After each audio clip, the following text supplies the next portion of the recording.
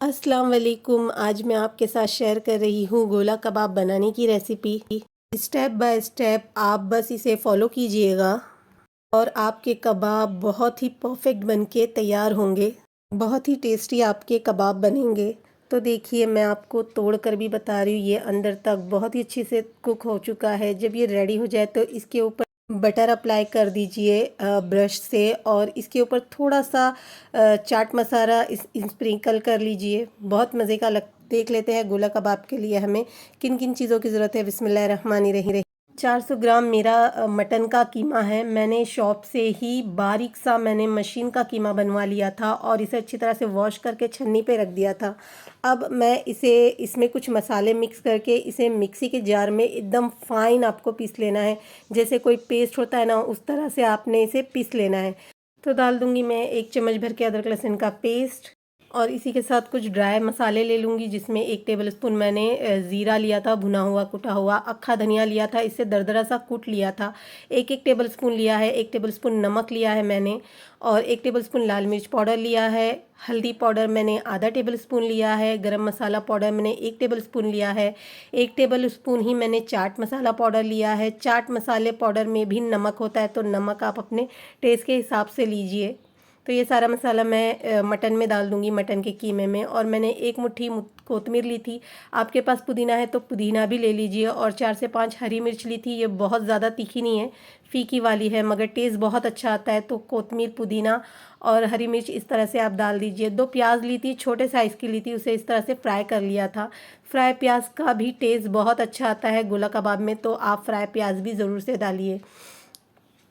1.5 चम्मच मैंने बेसन लिया था, जिसे हल्का सा रोस्ट कर लिया था, ये भी मैं इसमें डाल दूंगी। आपने तवे पे इसे अच्छी तरह से रोस्ट कर लेना है। और 1.5 चम्मच भर के मैंने बेसन लिया था, और 1 चम्मच भर के मैंने कॉर्नफ्लावर का आटा लिया था। अगर आपके पास कॉर्नफ्लावर का आटा नहीं है तो आप 1 चम्मच बेसन और बढ़ा लीजिए। तो ये भी मैं डाल दूंगी। और 1 नींबू लिया था मैंने, इसका नींबू का रस डाल दूंगी। ये 1 चम्मच भर के नींबू का, अगर आप देखेंगे तो ये 1 चम्मच भर के नींबू का रस होगा। और इसे थोड़ा सा मिक्स कर लूँगी हाथों से।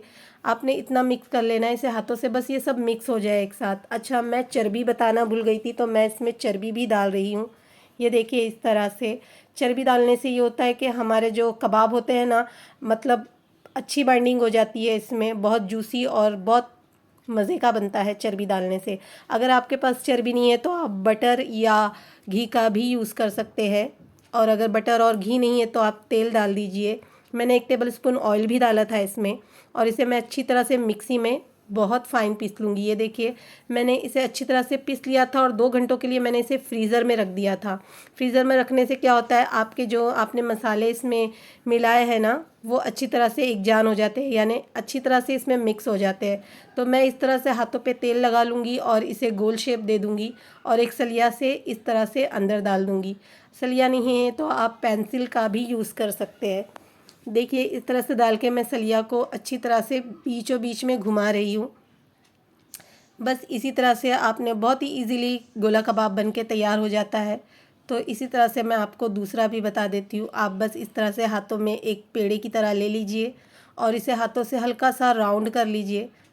ये देखिए, इस तरह से शेप देकर आपने जो सीख की सलिया होती है ना, वो इसमें डाल दीजिए, और हल्का सा सीख की सलिया को घुमाइए।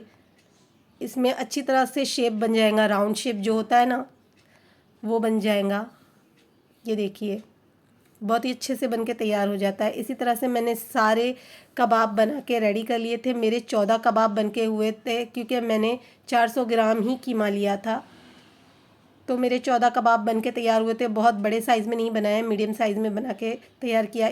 आप चाहे तो इस वक्त इसे फ्रीज़ भी कर सकते हैं, और दूसरे दिन भी इसे बना सकते हैं। तो मैंने इसे इस तरह से बनाकर भी आधे घंटे के लिए फ्रीज़ कर दिया था। आधे घंटों के बाद मैंने इसे निकाल लिया था, और अब मैं फ्राई करने लगी। और तेल को प्रॉपर मीडियम हॉट कर लेना है, यानी ज़्यादा अच्छा खासा हमें ऑयल को गर्म कर लेना है। उसके बाद एक एक कबाब मैं छोड़ दूँगी। जैसे ही ऑयल अच्छी तरह से गर्म हो जाए और आप कबाब डालने लगो ना, तो गैस की फ्लेम आपने बिल्कुल ही लो कर देनी है। लो गैस पर हम इसे फ्राई करेंगे। कबाब डालने के बाद 2-3 मिनट बाद आप इस तरह से बस पैन को हिला दीजिए, चम्मच अभी नहीं लगाना है। तो देखिए, मैंने 3 से 4 मिनट के बाद इसे टर्न कर लिया था इस तरह से। 3 से 4 मिनट के बाद मैं इसे अब इसकी लीड लगा दूंगी ताकि हम अंदर तक के अच्छी तरह से हमारा गोला कबाब है ना वो अच्छी तरह से अंदर तक टेंडर हो जाए, यानी पक जाए अंदर तक। बस आपने 2 मिनट रखना है, 2 से 3 मिनट, ज़्यादा देर नहीं रखना है। 2 से 3 मिनट बाद फिर मैंने लीड हटाई है। ये देखिए, अब मैं इसे फिर से टर्न कर लूँगी और इसे फिर से एक साइड तो हमारा अल्हम्दुलिल्लाह हो चुका है, दूसरे साइड मैं इसे फिर से 2 से 3 मिनट के लिए इसी तरह से रख दूँगी। 3 मिनट हो चुके हैं तो फिर से मैंने अपनी लीड हटाई है और हमारे गोला कबाब बनके रेडी है, तो मैं अब इसे निकाल लूँगी।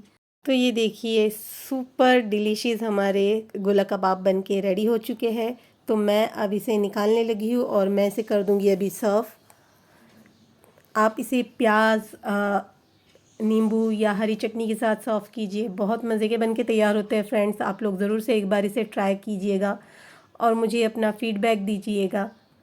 मुझे कमेंट करके ज़रूर बताएं कि आपको मेरा बनाया हुआ गोला कबाब कैसा लगा, मेरी रेसिपी आपको कैसी लगती है। अगर रेसिपी पसंद आए तो प्लीज़ वीडियो को लाइक और चैनल को सब्सक्राइब कर दीजिएगा। फ्रेंड और फैमिली में ज़रूर से शेयर कर दीजिएगा। वीडियो देखने का शुक्रिया। अल्लाह हाफिज़।